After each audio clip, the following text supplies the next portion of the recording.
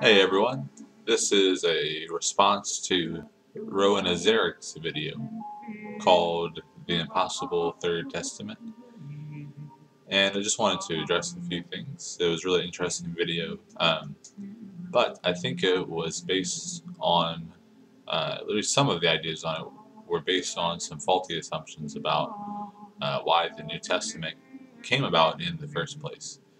The reason was not because the Old Testament was problematic. At least that's not what Jesus or his followers would have said. Jesus never repudiated the Old Testament. He's even quoted in the Gospels as saying that he did not come to abolish it, but to fulfill it. The way Jesus and his earliest followers saw the Old Testament was as a sign, a signpost pointing towards Christ, towards a coming Messiah. Neither Christ nor his followers raised moral objections to the God of the Old Testament. If they did, I think that would have made Christ's claims to be Yahweh himself and his followers' acceptance of that claim extremely bizarre. If Christ thought that the Old Testament was morally base or insufficient in some way, that really would have been a critique of himself. The Old Testament speaks profusely of a coming Messiah, and the earliest Christians were Jews who believed that Jesus was that Messiah, that he was the culmination of the Old Testament. So to say that we could use a third testament in order to better suit the ever-changing world of today is to miss the point of why the New Testament came to exist in the first place. And on a related note, there are quite a few people who do, in fact, believe that a third testament has been written. Massachusetts Governor Mitt Romney is one of them. And in my mind, the growing success of Mormonism is proof positive that you do not need good evidence to begin a religious movement.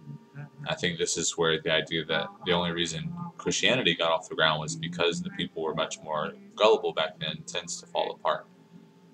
Personally, I'm not convinced that the willingness of most people to believe in the possibility of the supernatural, the possibility of God or gods leaving footprints on our soil, so to speak, is much different today than it's ever been in human history.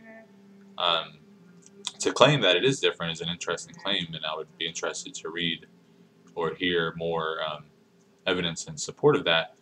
But to me, the argument Rowan Azaric seems to make, it seems to rely on the presupposition that the claims of the gospel writers are pretty much entirely made up. Whereas most historians, regardless of religious or non-religious beliefs, concede that minimally Jesus was a real person in history and really must have said and did some fairly notable things in order to gain the kinds of followers that he did and the kinds of enemies that he did. Personally, I would argue further that there's really good evidence to suggest that Jesus' earliest followers really did believe that he had risen after his crucifixion. And I would guess, if I were a betting man, that if whatever really happened in history, whatever you believe that might have been, that gave rise to what we now call Christianity, the results would be similar if they happened at any point in history, including today.